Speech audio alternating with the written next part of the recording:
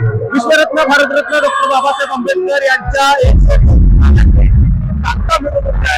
सोलापुरात पार पडते। आपण पाहतोय सोलापुरात डॉक्टर बाबासाहेब आंबेडकर यांच्या जयंतीच्या निमित्तानं सांगता मिरवणूक जी आहे ती पार पडत असल्याचं चित्र दिसतंय। खरं तर संपूर्ण सोलापूर शहरामध्ये जे आहे ते डॉक्टर बाबासाहेब आंबेडकरांच्या मिरवणूक जी आहे ती निघत असते।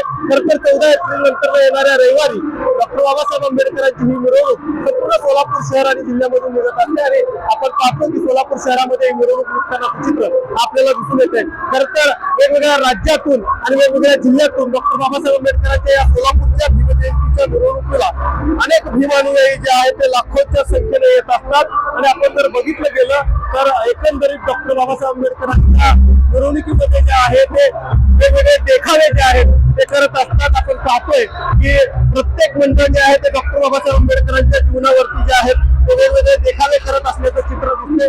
आपण सध्या एका मंडळापाशी आहोत आणि आपण पाहतोय की वेगवेगळ्या प्रकारे डॉक्टर बाबासाहेब आंबेडकरांच्या जीवनावरती जे देखावे जे आहेत ते करत असल्याचं चित्र डॉक्टर बाबासाहेब आंबेडकरांचे वेगवेगळे पैलू जे आहेत ते या देखाव्यावर मांडण्यात आलेले आहेत। रिझर्व्ह बँकेच्या बाबासाहेबांचं योगदान असेल, भारतीय राज्यघटनेमध्ये बाबासाहेबांचं योगदान असेल, त्याचबरोबर पत्रकारितेचं डॉक्टर बाबासाहेब आंबेडकरांचं योगदान असेल, बाबासाहेब आंबेडकरांचं संगीत प्रेम या ठिकाणी या देखाव्याच्या माध्यमातून मांडलेला आहे।